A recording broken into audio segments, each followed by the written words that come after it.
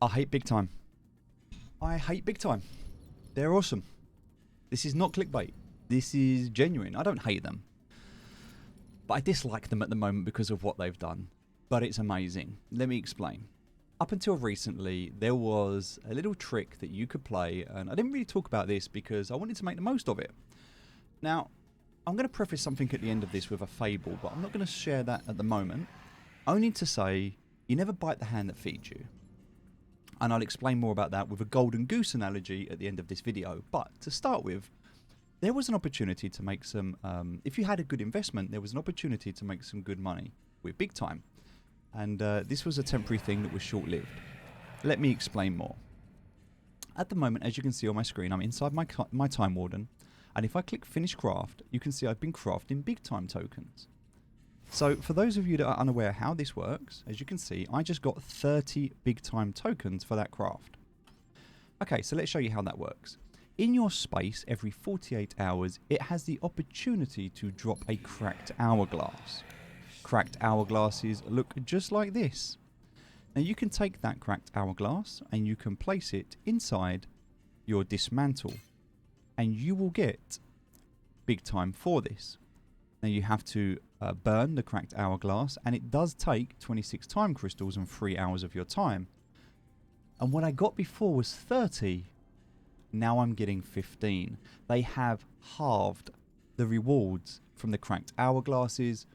Maybe some people were abusing this, maybe they saw it, maybe some people were talking about this, but regardless, they've decided it was too much, and they've decided they're going to nerf it.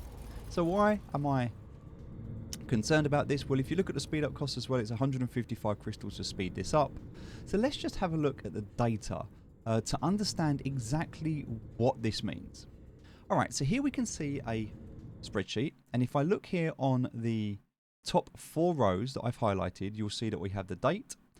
Ignore the next 3 sets of rows. This is sample data, so just ignore this for now.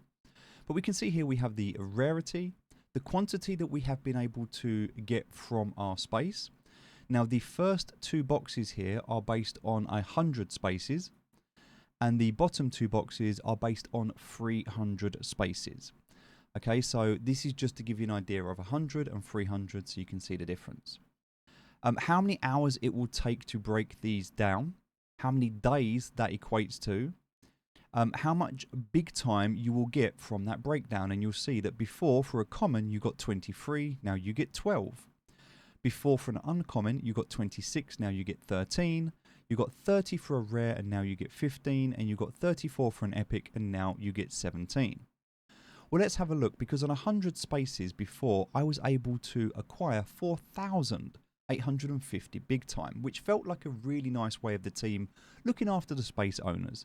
And I didn't know how long it was going to last, but I did want to be able to use that to reinvest in more assets, which I think are going to be valuable in this game. Okay, with that being said, here is the US dollar after costs. And the costs are basically here. So the total hourglasses collected was 178. The potential Big Time was 4,850. We needed to spend 4,628 crystals to be able to pay for the crafting fees at a crystal price of 0.001, which is using the minimum amount here. And that is a total of $46. So you would want to extract enough to be able to cover the cost of this, but then the rest of it you can either decide to extract or you could reinvest, totally up to you. And if I wanted to speed up, the speed up cost would be 31,684 crystals, which would cost $316. So if I didn't do a boost, the profit over 48 hours would be $661 over 48 hours, which would be $330 per day on 100 spaces. If I decided to do the profit boost before, that would be $344 profit, which was $172 per day. Still good when you consider, but that is based on an investment of around $100,000. So $100,000 generating you $172 a day. You can work out the ROI on that. It's still going to be better than any bank that you're going to be able to put your money in, but it was too OP, and we get that. So now we come down and look at what it looks like with the nerf. So everything here is exactly the same, except for now we can see that the speed up costs are a little bit less because it requires less crystals. It now requires just 155 as opposed to before when it actually required 178. So that's why that's slightly smaller in terms of a number, but also you're getting less rewards. So now, whereas before we were looking at getting 4,850 big time, now we're just looking at getting 2,448, and the crafting cost is exactly the same.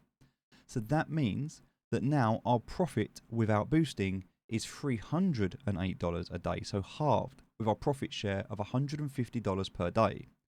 But if we go ahead and boost now, our profit with boosting is only $32, and our profit share per day is $16. So very, very beneficial to not be able to boost and to be able to use Time Wardens. It would take 10 Time Wardens to cover 100 spaces, and those 10 Time Wardens would need to be running 24/7. That means you would need to be logging in every 3 hours to set up the next craft. Okay, with that being said, let's have a look now at how things would be.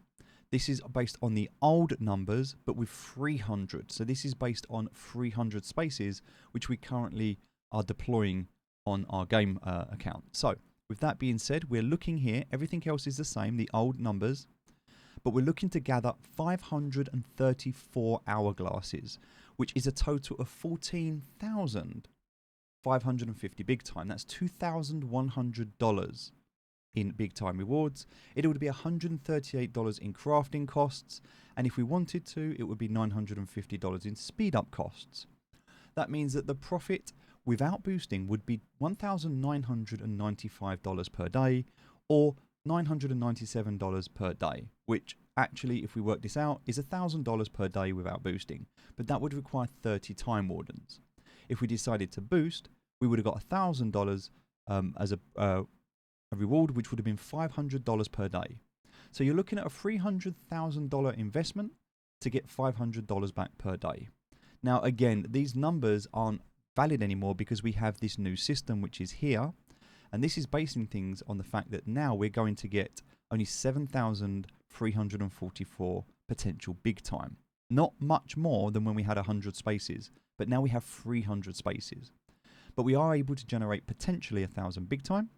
After crafting costs, it's about 975 big time, and that's about $500 per day. Now, with $500 per day, and that's profit share, so sorry, please ignore that line there. So that's $500 per day, but that does require an investment of $300,000 to be able to get that. Now, again, another thing that you can do here to slightly increase your profit margins is, rather than using the base crystals, which is $5, is you buy the bulk package of 70,000 for $500. This means that you're actually paying 0.007 rather than 1 cent, and that will increase your profit margin as well, which you're seeing here. So even if you was to boost and you didn't have the capacity to do the 30 Time Wardens, and you didn't want to log in every 3 hours and go through that process of going through 30 Time Wardens, which would be great for crafting, by the way, would be great for crafting in a leaderboard. But if you didn't want to do that, you could boost it, and you're still able to make $200 per day. So let's just work this out and see exactly what this looks like. Because if you were to go and consider moving money into a bank because you wanted to get something out of the bank, you're likely to get 1% at best. 1% at best would be your ROI.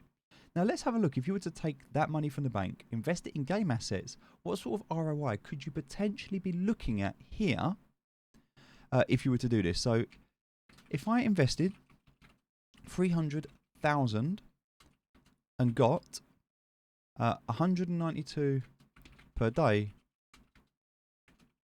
what is my ROI? What's that going to look like? So what that basically works out is we're going to be making about $70,000 per year. $70,000 per year based on this model at the moment, okay?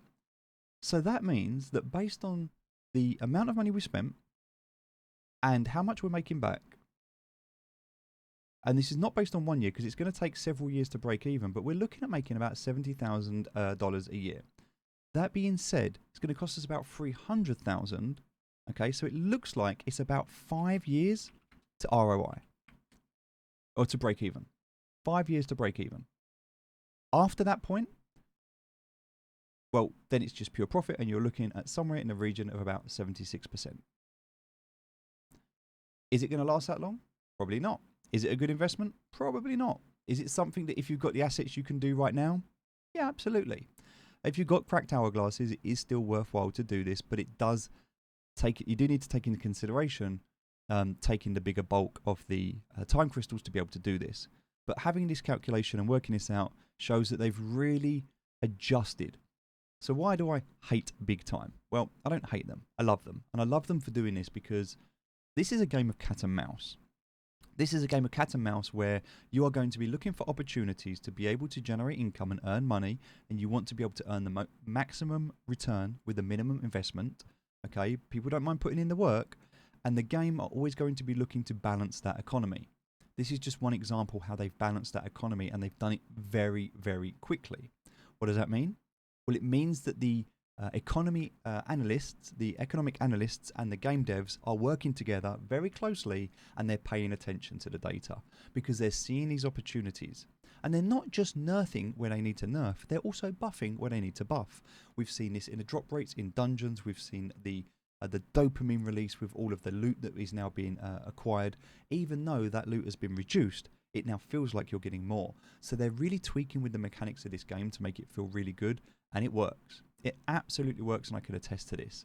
So there are profitable ways to play this game. You could just flip the marketplace. You could just go and grind. You could invest and then look at making your money back. But here's my advice to you. Don't take the data today and assume that it is a safe bet to build out a business. This is what people did when they saw the hourglasses selling for so much money at the very start of the boom, and they went out and purchased Time Wardens. People who did that bought Time Wardens massively overinflated and will probably now struggle to make their money back on that as a result. And so setting yourself up with a business model around I'm going to do this and I'm going to earn that, and then you start to set expectations, is a mistake. This is a game. You need to treat it thusly. If you make money out of it, that's a bonus. But understand that this is not going to replace your job or create any life-changing wealth as a result of it. People that have got hundreds of thousands, even some of the top players that have got $500,000 into this game, they're probably not going to make profit on this, whether it's via the leaderboard, through the token dropping in price, whether it's through them changing strategies. The game developers will balance the economy so it's fair for all, as fair as it can be. And some people will make money and some people won't. That's the nature of this this game and the market and the economy. And so you just have to understand that and not get too caught up in the emotional side of buying things on impulse because you think it's a good deal today, where it might not be a good deal tomorrow. So I hope that's valuable and useful for you. All right, so with that being said, we are going to continue to do what we're doing here. We are going to continue to break these down. We've got our 10 workshops that are going to allow us to do that. And we're still going to be able to click them throughout the space every 2 days. And hopefully they won't nerf it, because it does feel like it already has been heavily nerfed. Maybe they'll increase the drop rate, who knows. But just understand that the game developers are constantly going to tweak things. So if you find something that's a bit of a cash grab right now, and you tell people about it, chances are the devs are watching and they'll nerf it. So whilst, you want to look after yourself, you don't want to screw yourself over. So don't be one of those people who just extracts from this game. So this brings me to my point at the beginning. I told you about an analogy, a fable, and I'm not going to go into detail, but it's called the Golden Goose. And the TLDR of this story is a farmer had a goose that laid a golden egg, and he took it to market, got a load of money, and eventually he got greedy and he killed the golden goose, and there were no more golden eggs. This is the fable, and it's a great story you should go and read up on, because it applies here as well. If you find an opportunity to exploit the economy to take some money, great, make the most of it. If you feel really humble and really noble, tell the devs about it. What you shouldn't really do is tell everybody about it, because then the devs will nerf it. And the main thing is, what you shouldn't do is extract everything. You don't bite the hand that feeds you. If you found an opportunity to make some money out of the game, take some money out, but put some back in. Make sure you keep greasing that oil or that wheel, and make sure that you keep that economy thriving. If you're just trying to extract everything and drive everything down to zero so you can get out what you can get, no one else will be able to. And that is not going to work in the long term, and the devs aren't going to allow it. So while they may possibly turn a blind eye to something that isn't damaging the economy, if you get greedy, then that is going to cause some problems. And that's exactly what's happened here. That's exactly what's happened here with myself and some other people extracting large amounts. You know, there's several accounts that have got 300 plus spaces on them at the moment that have been doing this strategy. I know because I've been speaking to them, and we've all agreed between us that we wouldn't extract and destroy the economy, that we would put money back in. So we've been using it for the crafting loop, using it to acquire more assets and grow. But the idea is not to just cash out big time and drive the price down. That's not what we wanted to do. And so it's very important to understand that if you've got the ability to exploit a mechanic, that you can exploit it for your personal gain. Absolutely, that's totally fine, as long as you're not breaking the rules or the terms and conditions. But don't exploit the economy to the point that you break the economy. Don't be one of those people. I hope this has been helpful. I hope it's been useful. Obviously, if you've got space, collect your hourglasses. Remember that they only spawn once every 48 hours. And if you go into your metaverse and don't collect them, you won't be able to when you leave. They will despawn. They despawn when you leave your metaverse. So if you've got a big metaverse, you have to run around every time you go in to check. You can go onto OpenLoot and see the last time a crystal spawned. Just go into the space, into your collection, go my collection, go space, and as you open it up, it will tell you the time the last crystal was farmed, and that will show you that 48 hours later the next crystal will be available. I've actually created a Telegram bot that alerts me when my spaces are ready to be farmed, so I can come in and do this. So some really cool tools and features available at the moment, some really amazing things the community are building, some amazing ways that the devs are responding to this, which does give me hope for this game. The fact that the economists and the developers are working together quickly to be able to address these issues and deal with them is really what makes this fascinating, but also a cat and mouse game. Because the question is now, what is the best economic loop in big time? Maybe you know. Let me know in the comments. Or don't. Keep it to yourself. I'll speak to you soon.